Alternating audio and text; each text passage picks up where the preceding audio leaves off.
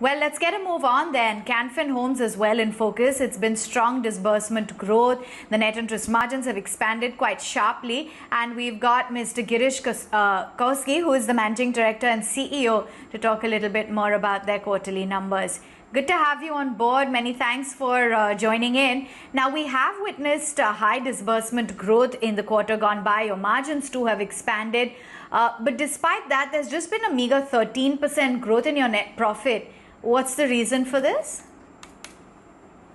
Good morning.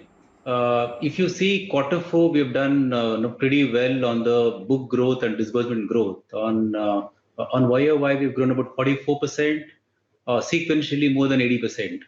Now, in terms of margins, I've always maintained that for a profile of Canfin, where we predominantly focus on low ticket, largely into home, NIM of 3 and spread of 2.4 would be the ideal what we think as a company.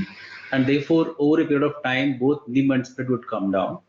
We were very aggressive in Q3 and Q4 to compete with some of the larger banks and HFCs, especially with respect to pricing, because of two counts. One, we wanted to grow our book. Number two, we want to retain our existing customers. I think we have successfully done that, and therefore you will see some impact in terms of profitability.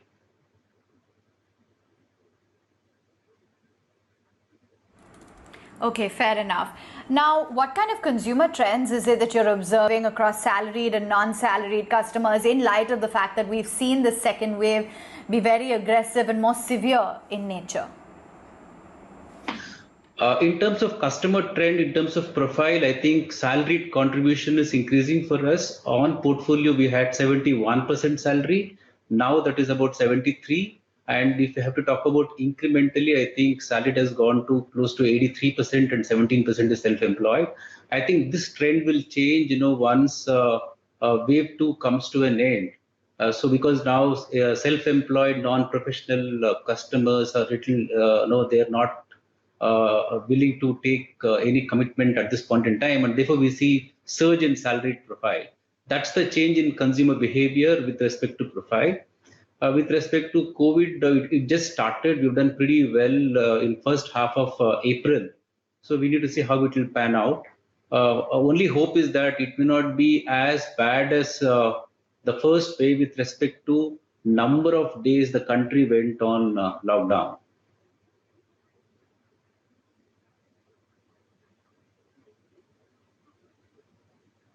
Sure. Also wanted to understand, Girish, how is it that you see the impact of this spike in COVID cases that we are seeing on your growth as well as disbursements? Do you see a higher number of people going for home loans? Affordability, of course, continues to be one of the key criteria here, but do you think there could be a change in average ticket sizes, etc.? I think because of COVID, I think there was build-up in pent-up demand. Therefore, we saw Q2, we did more than double of Q1 disbursements, and Q3 was pretty good compared to Q2 as well. And if you look at Q4 we did all-time high for the company itself. I think for the quarter, we disbursed more than 2,000 crores, which is all-time high in the history of 33 years. And Feb and March was the highest ever number. March was better than Feb, and Feb was the highest number in the entire history of Canfin. So with respect to demand coming back, I don't see any issue. I think once the second wave, comes down, demand will be back. So it's only a built-up of pent-up demand. I don't see any issue on that. However, there could be some challenges with respect to collections, which could be during the quarter, may not be necessarily at the quarter end.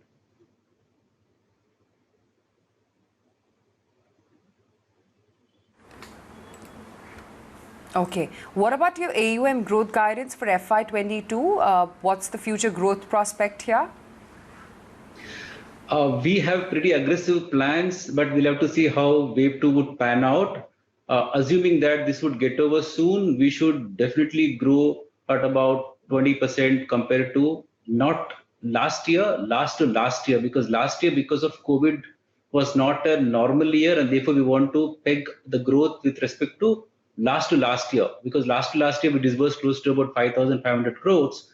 On that, we should be able to grow by 20% at least, if wave 2 subsides quickly.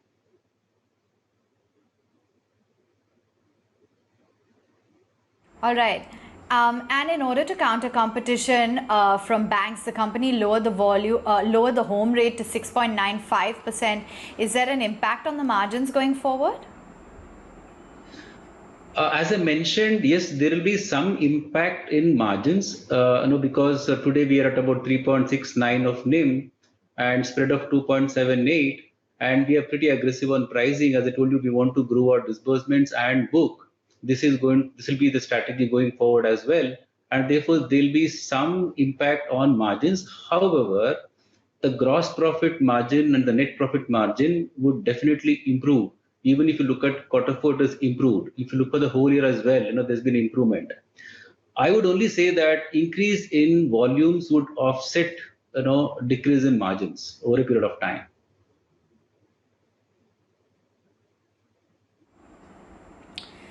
Okay, and can you give us a sense as to which segments are going to see a rise in GNPAs going forward, and any particular states or areas that you foresee problems with, and what would be in light of that your growth strategy over the next couple of years? So with respect to GNPA, if you look at last few quarters, it's been pretty stable for Canfin. Even if you look at quarter three, it was 0.68, including pro forma, it was 0.99. And as of March, we have decreased 0.99 to 0.91. There's been decrease of 8 bips in Q4, being a very, very tough quarter. Right? I don't think so we will see any challenge on the GNPA going forward as well. But just to talk about the portfolio within which, where it would hurt, probably self-employed would hurt more than salaried. And there are certain pockets which are predominantly, the repayment culture would be slightly low compared to other geographies. I think they would have some challenges, but we have already put in place a very strong collection team to try and counter this. So overall, we'll be pretty comfortable on GNPA. But yes, within the portfolio, certain segments, certain geographies would definitely, be higher than the other.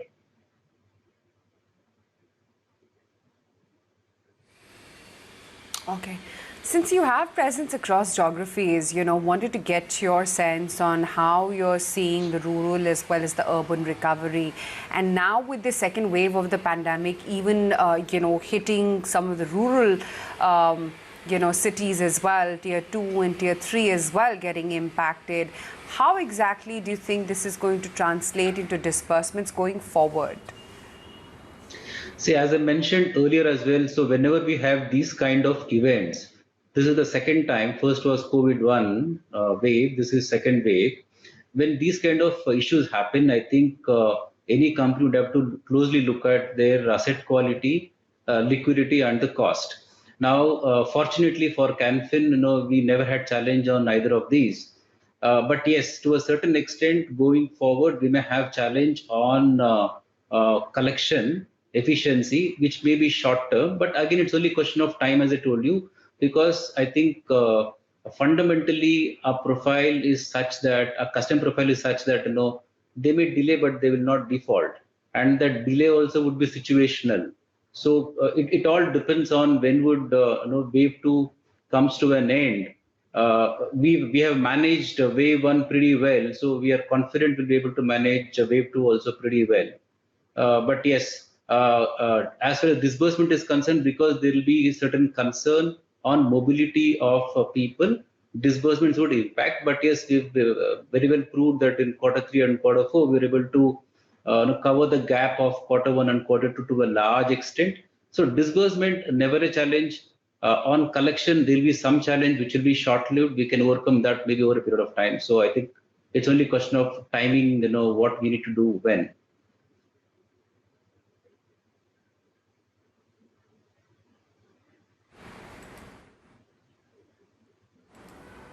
Sure. Girish, the lending basket for you majorly comprises of salaried professionals. What are the key trends that you're witnessing here, and what's the average ticket size that you're seeing within this particular segment? With a change in pricing strategy, because we want to capture market share, we've been pretty aggressive in loan segments for salaried right up to 1 CR. So earlier our ticket size was 18 lakhs. So if I have to look at that incrementally, let's say for quarter four, it is 20 lakhs. So without taking any incremental risk, we are trying to increase our book disbursements and the ticket size. So a large portion of the market has opened up for us now because of a pricing strategy. It may have some impact on margins, but it will be offset with volumes. So we would be pretty aggressive, on 30 lakhs, 40 lakhs kind of loans for salaried. However, for self-employed, we would not change a strategy in terms of our earlier strategy. We'll be a little cautious, at least for next year or so.